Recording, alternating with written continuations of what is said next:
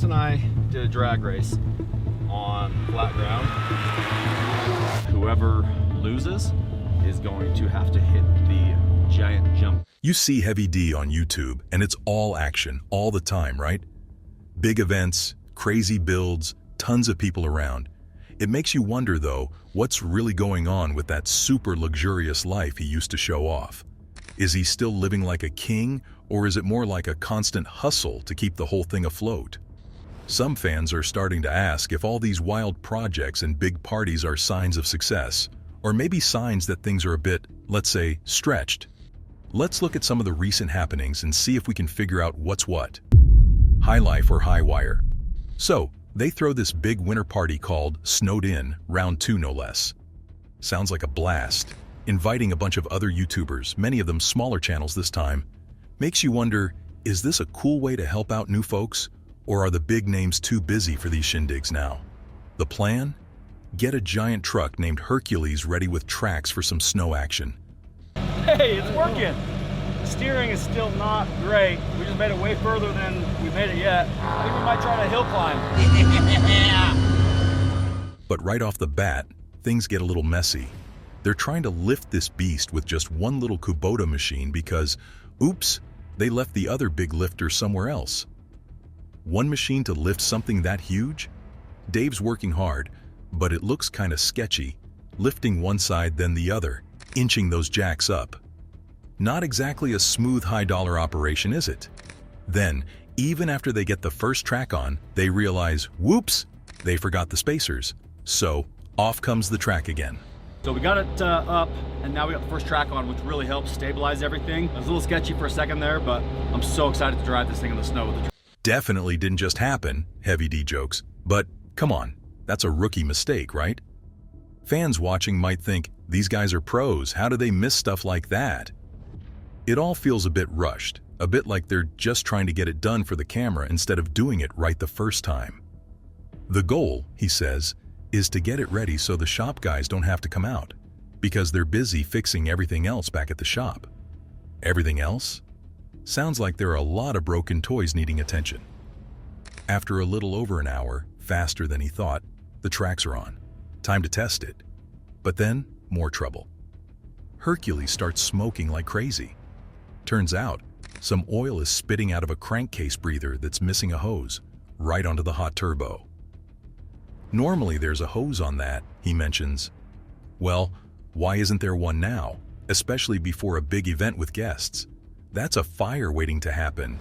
He even makes it like 20 feet before getting stuck. And then, the steering is basically shot, not strong enough for the tracks, and it's set up for mud tires, not snow. Another oil leak pops up, this one really, really bad. The oil leak on top of the engine, I think, was the crankcase breathers, the tubes and the valves and the whole filter assembly on them. So, they've got to figure out new hydraulic fittings and build a whole new steering setup, hopefully before the guests really get going.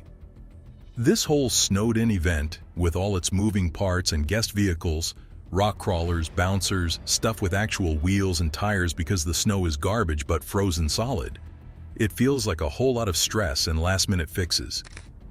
Is this the luxurious life people picture? Or is it just non-stop problem-solving and trying to keep a very expensive party from falling apart? You gotta wonder if it's more chaos than a relaxed good time. And as everyone arrives, ready for a weekend of supposed fun, you can't help but think about all the behind-the-scenes scrambling. It makes you question if these big events are really worth all the headaches and the money they must cost. But hey, the show must go on, right? Even if it's on frozen garbage snow with trucks that are acting up. This whole scene feels a long way from just kicking back and enjoying the high life. Next up, more winter games, and you just know there's going to be more drama when dream events become nightmares. Alright, so the snowed-in chaos continues, and now it's time for some friendly competition, or maybe just some made-for-YouTube drama. Heavy D decides he's going to race Cletus McFarland, another big YouTuber. They already raced on flat ground, and Cletus won because his machine had more wheel speed. So, Heavy D, maybe trying to even the score, picks a deep snowy hill for the rematch. He figures his lower gearing and bigger tracks will give him the edge. Sounds fair, or is he just setting it up so he has a better chance? And here's the kicker. Whoever loses has to hit this giant jump that Heavy D built.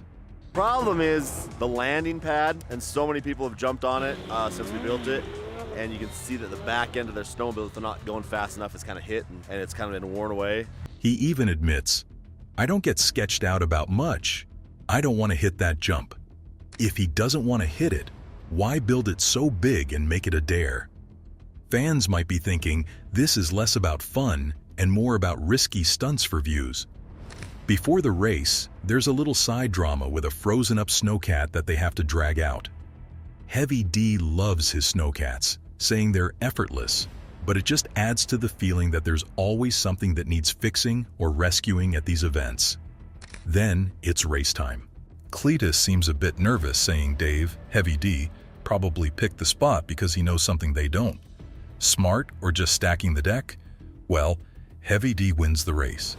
He says Cletus got pulled into some soft spots while he stayed on smoother snow, and his gearing and tracks did the trick. So now Cletus has to hit that monster jump. There's a lot of talk about how dangerous it is, the landing being worn down, people not going fast enough. Heavy D even adjusted the jump at the last minute, took about a foot off the landing, because they were worried it was too tall. Still, Cletus sends it, and boy does he send it hard. He overshoots the landing, lands nose first, and you can just hear things crunch. The aftermath? Cletus's truck is definitely banged up. The front bumper is ripped, the tracks are messed up. One side has sheared bolts, the other side's track came off the frame, and the truck's spindle and hub are snapped. Heavy D does a whole walk around, assessing the carnage. He says it's not that bad and might be fixable, but still, that's a lot of damage to a guest's very expensive ride. Who's footing that bill, you wonder? Is it all just part of the fun when you hang with Heavy D, or is it getting a bit out of hand? Cletus, to his credit, seems ready to jump it again, which is pretty wild. Heavy D then talks about how these track systems are amazing products, but also mentions they added chains as suspension limiters because otherwise the tracks would have flipped over and caused even more damage. It all sounds incredibly risky. He also makes a point to say how Cletus is one of his very, very best friends, a good dude. That's nice and all, but it doesn't really take away from the fact that his event, his jump, led to a buddy's truck getting seriously smashed. He even throws in a line, "Hey dudes and gals, 'cause we do have some female viewers, not a ton." So men, before I proceed, let me ask you a favor. Get your wives to watch the show. Call your mom, call your sister. Some fans might hear that and think, is he worried about who's watching? Is the audience not what it used to be? It just feels a bit off. Like maybe the pressure is on to keep those numbers up, even if it means pushing the limits of safety and sanity with these stunts. This luxurious life sure seems to come with a high price tag for broken parts, and maybe even some strained friendships if things went really wrong. One has to ask, where does the quest for content end and just having a good safe time begin? When views demand danger? So, after the jump drama and broken trucks, what's next on the agenda at Snowed In? Well, it seems Heavy D has this rule, or as he calls it, a tax. And as the host of this event, I have a tax. They have to let me drive their vehicle. If you bring a cool vehicle to his party, he gets to drive it. He says this tax can range anywhere from a quick stroll to a whole new set of tracks on your sandrail like Cletus, the $55,000 in damage. $55,000. He just casually throws that number out there. Is he bragging, or is that a hint at how much these fun events actually cost when things go boom? Fans watching might be thinking, that's not a tax, that's a huge liability. He starts by hopping on Gavin's three-wheeler that's on tracks. It's been parked for a bit, might not even run. After a rip, he gives it an 8.5 out of 10, saying it was way more fun than you might think. Then it's on to the Seaboy's giant Russian ATV. This thing is huge, but he notes it could use more power, having just a little Toyota motor.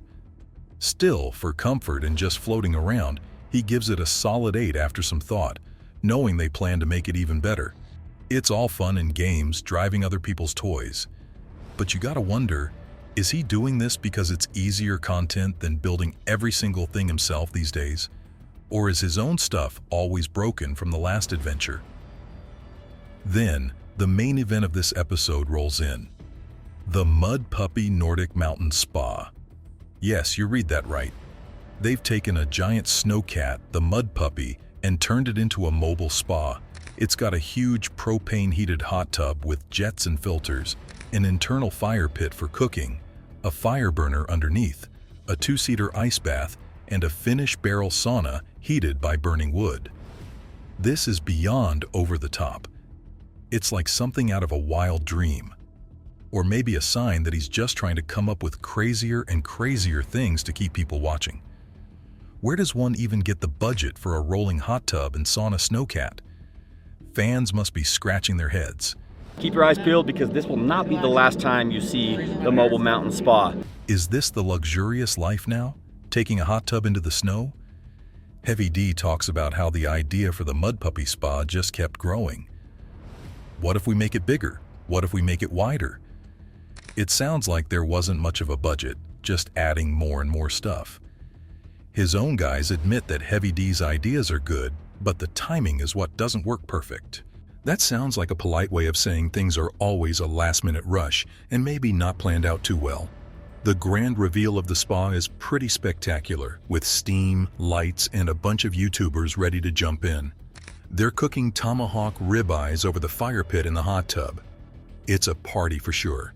He thanks a ton of sponsors: Redmond Salt, Black Rifle Coffee, Cold Tub, and others. It makes you realize how much these events must rely on outside money. Is he making bank from these? Or are the sponsors just covering the massive costs of throwing such an elaborate party in the middle of nowhere? He even mentions taking this mobile spa to other events like Burning Man or putting it on a barge on a lake. The ambition is huge, but seeing all this, some fans might be thinking, okay, this is nuts, but is it too nuts? Is this what the channel is now? Less about the incredible diesel builds and more about these giant sponsored content creation parties? The luxurious life here looks like a very complicated, very expensive, and very public way to hang out with friends and keep sponsors happy. It feels like the focus has shifted, and maybe not everyone is sure if it's for the better. Hot tubs, saunas, and sponsorships. So, we're back at Snowed In 2025, Day 1, and the place is already buzzing.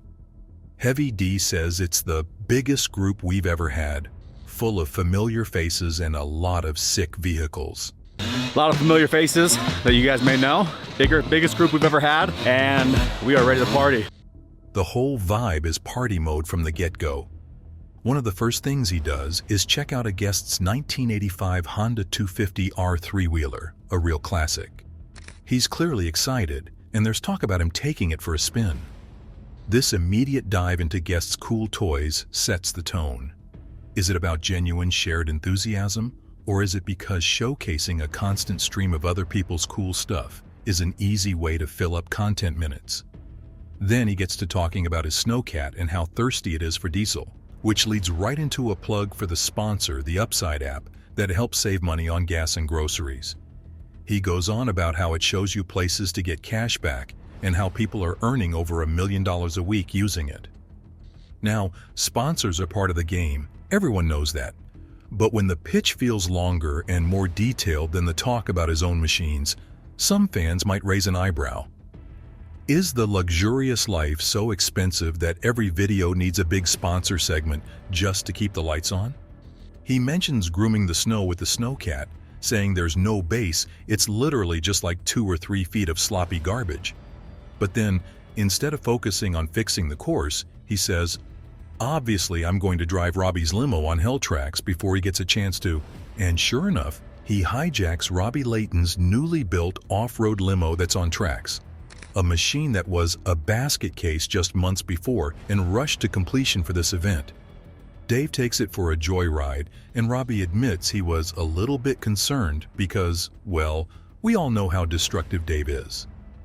And I think Dave, really liked it. Does that sound like a respectful way to treat a guest's brand new, custom-built ride?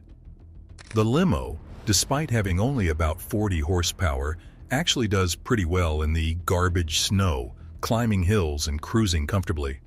Heavy D is clearly having a blast, even joking he might just drive this all weekend. But then, surprise, surprise, they run into an issue. The limo's rear axle stops working when it's under too much load, and only the front is pulling. So now it's digging holes. Another cool build, another problem. It's becoming a pattern, isn't it? Later, there's a drag race between Heavy D's 1,000-horsepower Jeep Gladiator on tracks and Cletus McFarland in his tracked TRX. It's fast, it's loud, and it's pretty neck and neck. Heavy D thinks his speedometer is off because of the tracks, saying it hits 120 and then just stops because nobody has any business going that fast in something like this. That's some serious speed on snow. He also points out that his track sprockets might be bigger, giving him a bit more track speed. It's all very technical and sounds impressive. But throughout all this, the question keeps popping up. What happened to the days of focusing on one massive, perfectly engineered Diesel Brothers build that worked flawlessly?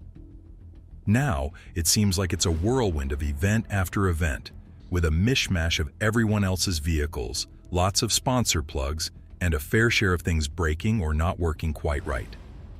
This luxurious life looks more like a very public, high-stakes scramble to create constant content, hoping something amazing, and not too broken, emerges from it.